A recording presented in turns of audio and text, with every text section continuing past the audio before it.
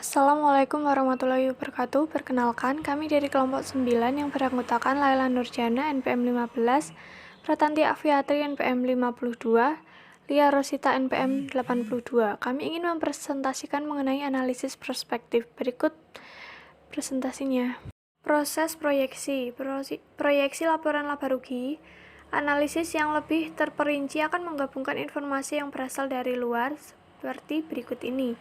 Tingkat yang diharapkan dari aktivitas makroekonomi dikarenakan pembelian yang dilakukan oleh pelanggan target dipengaruhi tingkat pendapatan perorangan yang siap dibelanjakan. Analisis yang dilakukan perlu menggabungkan estimasi yang terkait dengan pertumbuhan secara keseluruhan dalam perekonomian dan pertumbuhan yang diharapkan dari penjualan retail secara khusus. Kedua ada landscape kompetitif. Apakah jumlah pesaing bertambah? Apakah pesaing yang lebih lemah telah menghentikan operasinya?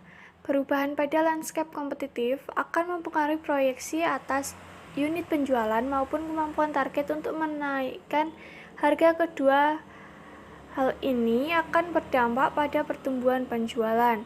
Ketika ada bauran toko baru dan toko lama, toko baru umumnya memiliki kenaikan penjualan yang lebih besar secara signifikan dibanding toko lama karena toko baru dapat melayani pasar yang sebelumnya kurang melayani. Proyeksi laporan posisi keuangan. Perkiraan untuk laporan posisi keuangan tahun 2016 melibatkan langkah-langkah berikut. 1. Diproyeksikan aset lancar selain kas dengan menggunakan proyeksi penjualan atau beban pokok penjualan dan rasio perputaran yang sesuai seperti dijelaskan di bawah ini. 2. Diproyeksikan kenaikan aset tetap dengan estimasi pengeluaran modal yang diambil dari tren historis atau informasi yang diperoleh dari bagian MD&A pada laporan tahunan. 3. Diproyeksikan liabilitas jangka pendek selain utang dengan menggunakan proyeksi penjualan atau beban pokok penjualan dan rasio perputaran yang sesuai seperti yang dijelaskan di bawah ini. 4. Diperoleh bagian jatuh tempo untuk utang jangka panjang dari catatan kaki utang jangka panjang. 5. Diasumsikan utang jangka pendek lain tidak berubah dari saldo tahun sebelumnya kecuali mereka menunjukkan tren yang diketahui. 6. Diasumsikan saldo awal utang jangka panjang sama dengan utang jangka panjang periode sebelumnya dikurangi bagian yang jatuh tempo sesuai butir 4 di atas. 7. Diasumsikan kewajiban jangka panjang lain sama dengan saldo tahun sebelumnya kecuali mereka menunjukkan tren yang diketahui. 8. Diasumsikan estimasi awal dari saham biasa adalah sama dengan saldo tahun sebelumnya. 9. Diasumsikan saldo laba adalah sama dengan saldo tahun sebelumnya ditambah dan dikurangi laba atau rugi neto dan dikurangi dengan dividen yang diperkirakan. 10. Diasumsikan akun ekuitas lain-lain sama dengan 1 tahun sebelum kecuali mereka menunjukkan tren yang diketahui. Melanjutkan presentasi. Untuk memulai proyeksi piutang usaha, maka proyeksi piutang, persediaan, aset tetap, utang usaha, dan biaya yang masih harus dibayar menggunakan proyeksi penjualan dan beban pokok penjualan bersama dengan tingkat perputaran akun-akun tersebut. Rumus dengan tingkat perputaran akun-akun yakni didasarkan pada saldo akhir piutang usaha. Berikut adalah rumusnya, tingkat penjualan sama dengan penjualan dibagi saldo piutang usaha. Selanjutnya, proyeksi piutang usaha dapat dihitung sebagai berikut. Proyeksi piutang usaha sama dengan proyeksi penjualan dibagi dengan tingkat perputaran piutang usaha.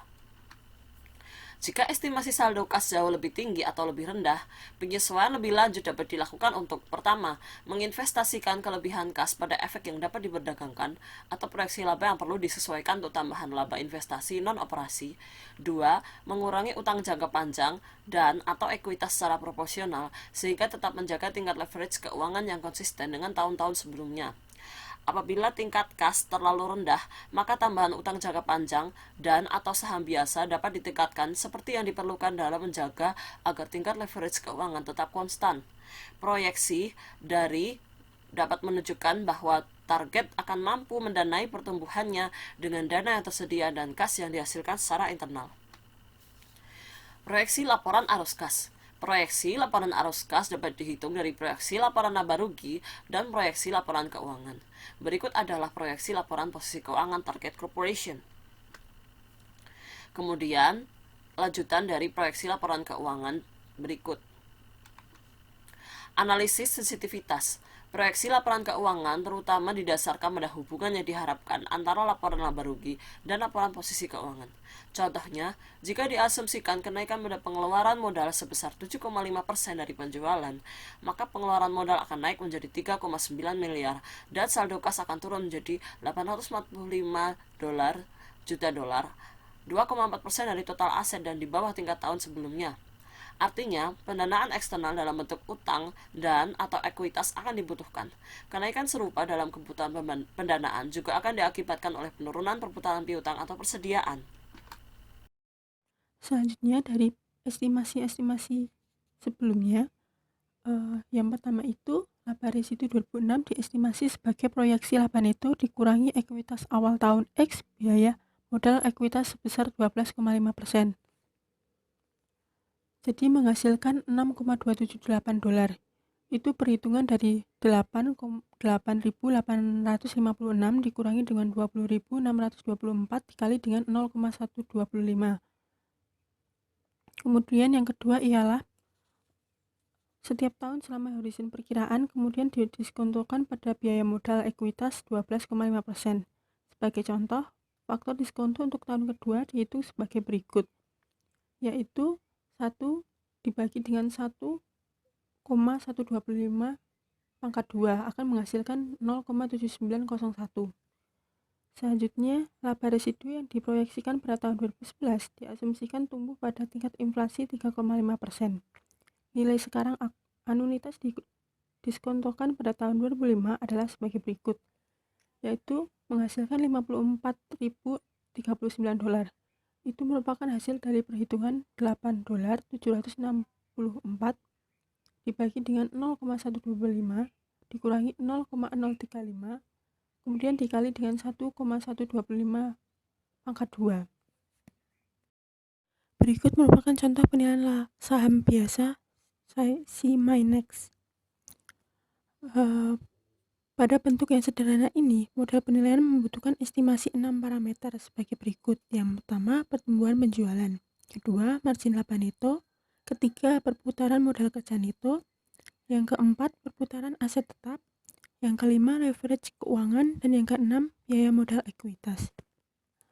Perhatikan pada tabel penilaian saham biaya C-Minex berikut. Penjualan diperkirakan akan tumbuh sebesar 8,9% dan 9,1% pada tahun 2006 dan 2007. Kemudian melambat dengan tingkat pertumbuhan 8%, 7%, dan 6% untuk 3 tahun berikutnya. Periode 5 tahun ini merupakan horizon perkiraan. Periode waktu di mana kita memiliki keyakinan besar atas estimasi yang dilakukan. Kita asumsikan bahwa penjualan akan terus bertumbuh dengan tingkat inflasi jangka panjang sebesar 3,5% setelahnya. Selanjutnya, margin laba atau laba neto dibagi dengan penjualan. Diperkirakan akan meningkat menjadi 9,2% dan 9,4% untuk 2 tahun mendatang atau 2006 dan 2007 dan berlanjut pada tingkat yang sama setelah itu.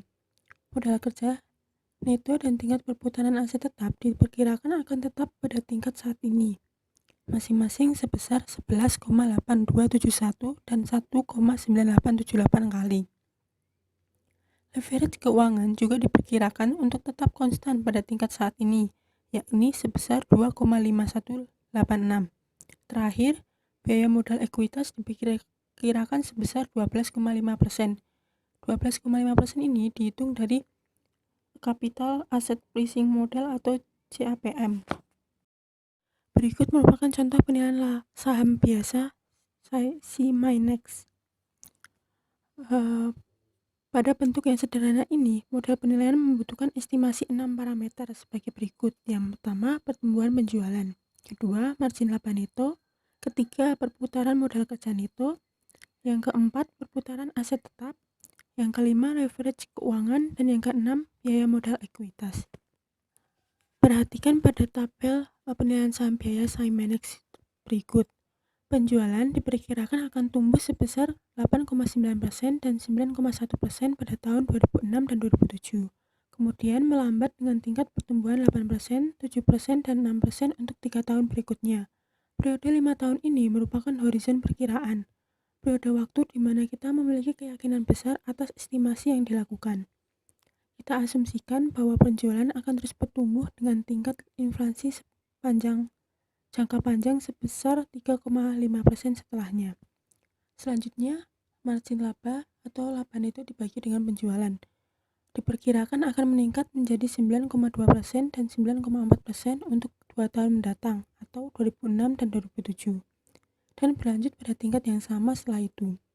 Modal kerja neto dan tingkat perputaran aset tetap diperkirakan akan tetap pada tingkat saat ini, masing-masing sebesar 11,8271 dan 1,9878 kali. Leverage keuangan juga diperkirakan untuk tetap konstan pada tingkat saat ini, yakni sebesar 2,5186. Terakhir, biaya modal ekuitas diperkirakan sebesar 12,5%. 12,5% ini dihitung dari Capital Asset Pricing Model atau CAPM. Selanjutnya ialah penerapan analisis prospektif pada model penilaian laba residu. Analisis prospektif merupakan pusat dari analisis efek. Model penilaian laba residu contohnya menentukan nilai ekuitas pada waktu T sebagai penjumlahan nilai buku kini dan nilai sekarang dari seluruh laba residu yang diharapkan di masa depan. Dari formula berikut, di mana BFT adalah nilai buku pada akhir periode T, RIT plus N adalah laba residu dalam periode T plus N, dan K adalah biaya modal. Laba residu atau residual income pada waktu T ditentukan sebagai laba neto komprehensif dikurangi pembebanan atas nilai buku awal, yaitu RIT sama dengan NIT dikurangi K kali BFT kurangi 1. Selanjutnya, tren penggerak nilai. Model laba residu menentukan harga saham. Laba residu dapat dinyatakan dalam rasio berikut. RI sama dengan ROE 2 dikurangi K dikali dengan BFT kurangi 1, di mana ROE sama dengan NI per BFT min 1. Bentuk ini menekankan fakta bahwa harga saham hanya dipengaruhi dalam jangka panjang ROE K. Dalam kondisi equilibrium, kekuatan persaingan akan cenderung untuk mendorong tingkat imbal hasil atau rate of return atau ROE yang menghabiskan biaya K sehingga laba abnormal dapat hilang. Dengan demikian, estimasi harga saham adalah sejumlah proyeksi dari pembalikan ROE terhadap nilai jangka panjang untuk perusahaan dan industri tertentu. Yang presentasi dari kelompok kami, kurang lebihnya kami mohon maaf. Wassalamualaikum warahmatullahi wabarakatuh. Selanjutnya, kelompok kami akan mempresentasikan studi kasus mengenai menghitung dan menginterpretasikan rasio keuangan perusahaan untuk tahun ke-9 pada Chico Electronics. Nomor 1, rasio cepat atau acid test ratio. Rumusnya adalah kas ditambah setara kas ditambah surat berharga tambah piutang usaha dibagi hutang lancar atau aktiva lancar dibagi dengan utang lancar. Quick ratio sama dengan 3.924 dibagi 3.945 sama dengan 0,99 atau 99%. Interpretasinya adalah, artinya setiap Rp1 hutang lancar di Chico Electronics telah dijamin oleh aktiva lancar selain persediaan senilai Rp0,99 atau 99%. Ini artinya, karena quick ratio senilai 99%, maka setiap hutang jangka pendek dijamin oleh aktiva lancar selain persediaan sebesar 0,99 dengan prinsip kehati-hatian. Nomor 2, pengembalian atas aktiva atau return on asset. Rumusnya adalah laba bersih ditambah beban bunga dikali 1 dikurangi tarif pajak dibagi rata-rata total aktiva. ROA sama dengan 1265 ditambah 78 dikali 1 kurangi 0,4 dibagi 4792 ditambah 8058 sama dengan 805,8 dibagi 6.425 sama dengan 12%. Dengan interpretasi, artinya rasio sebesar 12% menunjukkan bahwa aset yang dimiliki perusahaan adalah sebesar 12%. Ini menunjukkan tingkat return pendapatannya diperoleh Chico Electronics atas aset yang dimiliki sebesar 12%. Maka semakin tinggi return maupun penghasilan yang diperoleh, maka semakin baik kedudukan atau posisi pemilik perusahaan. Selanjutnya, nomor 3, pengembalian atas ekuitas biasa atau return on common quality. Rumusnya adalah laba bersih dibagi dengan rata-rata ekuitas biasa. ROE 1265 dibagi 2868 ditambah 3803 dibagi 2 sama dengan 37,9%. Dengan interpretasi artinya rasio sebesar 37,9% menunjukkan bahwa Chico Electronics memiliki tingkat return atau penghasilan yang diperoleh atas modal yang diinvestasikan senilai 37,9%.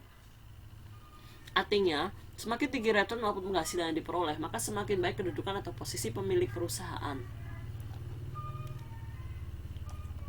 4. Laba per saham atau earning per share rumusnya adalah laba bersih dibagi jumlah lembar saham sama dengan 1265 dibagi 849.000 sama dengan 0,149. Dengan interpretasi artinya rasio senilai 0,149 menunjukkan bahwa Chico Electronics mampu menghasilkan senilai 0,149 laba per saham pada tahun ke-9. Ini artinya perusahaan mampu menghasilkan laba senilai 0,149 di setiap lembar sahamnya. 5. Rasio margin laba kotor atau gross profit margin ratio. Rumusnya adalah penjualan dikurangi harga pokok penjualan dibagi penjualan sama dengan 12.065 dikurangi 8.048 dibagi 12.065 sama dengan 4.017 dibagi 12.065 sama dengan 33,29% atau 0,3329. Dengan interpretasi artinya rasio senilai 33,29% menunjukkan bahwa Chico Electronics memiliki persentase laba bruto senilai 33,29% terhadap pendapatan yang dihasilkan sales revenue dan penjualan dan sudah dikurangi harga pokok penjualan atau HPP. Kemudian dengan kelipatan bunga atau rumusnya laba sebelum pajak dan bunga dibagi beban bunga sama dengan 2.237 dibagi 78 sama dengan 28,67%. Kemudian jumlah hari untuk menjual persediaan atau days to sell inventory. Rumus persediaan rata-rata dibagi harga pokok penjualan atau 360 dibagi 360 sama dengan 1415 ditambah 2423 dibagi 2 dibagi dengan 8048 dibagi 360 sama dengan 1919 dibagi 22,35 sama dengan 85 hari. Kemudian rasio utang jangka panjang terhadap ekuitas atau long term debt to equity ratio. Rumusnya adalah kewajiban jangka panjang dibagi dengan ekuitas pemegang saham sama dengan 179 dibagi 3.803 sama dengan 0,047. Kemudian total utang terhadap ekuitas atau total debt to equity rumusnya adalah total kewajiban dibagi dengan total ekuitas pemegang saham sama dengan 4.255 dibagi 3.803 yang hasilnya adalah 1,11. Kemudian yang terakhir adalah penjualan terhadap modal kerja atau sales to end of year working capital dengan rumus penjualan dibagi aktiva lancar dikurangi hutang lancar sama dengan 12.065 dibagi 6.360 dikurangi dengan 3.945 sama dengan 12.065 dibagi 2.415 sama dengan 52%. Dengan interpretasi artinya rasio senilai 52% memiliki artian bagi Chico Electronics bahwa rasio modal yang diperoleh per tahunnya dari penjualan adalah senilai 52%. Jika cuma diperoleh dari penjualan lebih tinggi daripada modal kerja dimiliki, maka perusahaan berada dalam kondisi keuangan yang aman.